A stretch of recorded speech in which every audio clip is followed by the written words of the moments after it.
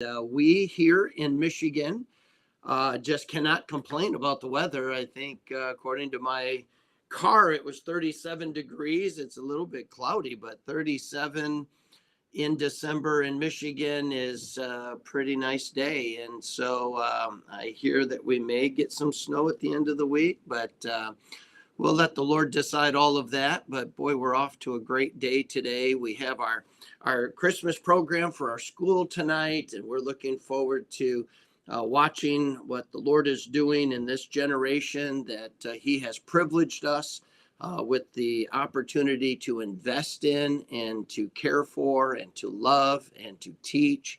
It's a wonderful dynamic, and I hope that those of you that are around here can plan to come tonight at 7 o'clock and support the endeavors of investing in another generation. Well, we're in Psalm 119. I've entitled this one, Teach Me, O Lord. Have you ever been around somebody who's just all in? I mean, they are just all in.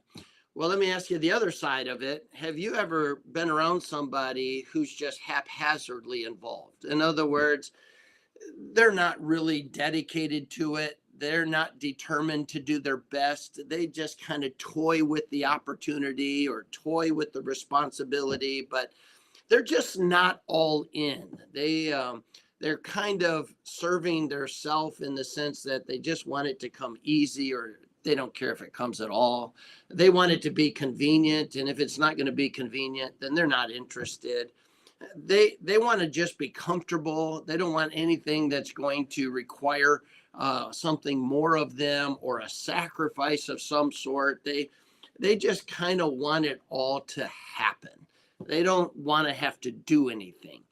And that's kind of the background. It's kind of the undertone of this passage. And so it starts out with the psalmist saying, Teach me, O Lord. In other words, I want to be all in my Christian life. I want to be all in my faith. I want to be all in how much I love my Savior. I want to be all in doing something to enhance the opinion people have of my God. I don't want to toy with it. I don't want to be haphazard. I don't want it to just not cost me anything. I'm willing to invest and sacrifice and go wholeheartedly into it. I remember when I was playing sports that there were people on the team, some that didn't really care if they made the team. They didn't really care if they were on the team. They just kind of were going out as a social thing. And if they made the team, they still were on the team as a social thing. It wasn't really about gelling as a team, performing as a team, winning as a team. It was just kind of about being on the team. Well, unfortunately, I feel like that's indicative of a lot of Christians. But every once in a while, you find somebody that's on the team that's all in. I mean, they're intense. They practice hard. They train hard. They play hard. They are all in. They're from the moment that they start. They're intense. They are not going to just sit back and let something happen. They're the type that's going to make something happen. They're going to be involved, and if it requires pushing when they're tired, if it requires going the extra mile or stepping up and giving a little extra effort, it's worth it because they just want the team to perform. They want to hit on all cylinders and operate at peak performance. Well, how about you? As you're on the team of God and you are participating on His team, you're participating in His program, what kind of team member are you?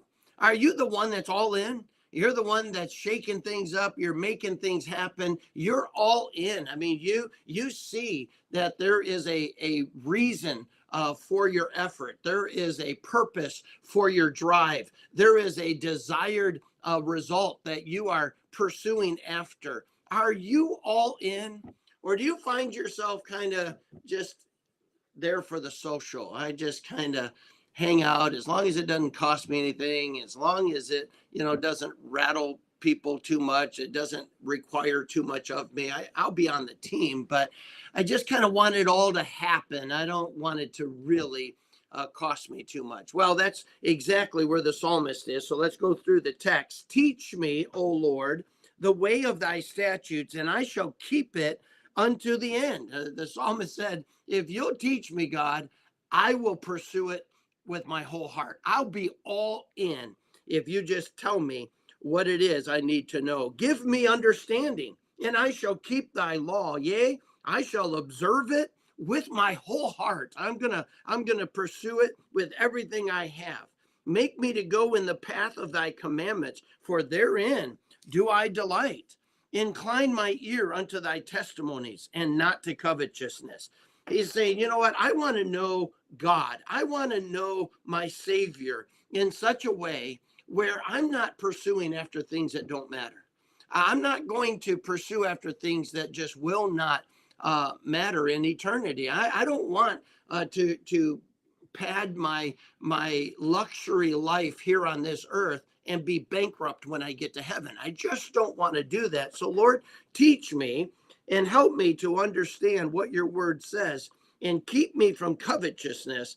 Turn away mine eyes from beholding vanity, and quicken thou me in thy way. Wake me up to what is true and right and wholesome. Establish thy word unto thy servant, who is devoted to thy fear or thy respect. Turn away my reproach, which I fear, for thy judgments are good. Behold, I have longed after thy precepts. Quicken me in thy righteousness. Lord, I need you to make me alive unto what is right. I need you to make me alive with discernment to know what is right. I need you to teach me what you want me to know and what you want me to do. And I'll just go after it with my whole heart. It doesn't matter if it's uncomfortable. It doesn't matter if it's inconvenient. And it doesn't matter if it costs me something. Lord, you teach me what you want, and I will pursue it with my whole heart. And that is what this little section teaches us. I hope it challenges us in this Christmas season to go all in for God and to make sure that we're not leaning on our own understanding, that we're not being conformed to this world, that we're not trying to build the luxury life of the temporary at the expense of bankruptcy in the eternal. God bless you. I hope you have a great day. I'll look forward to seeing you again tomorrow.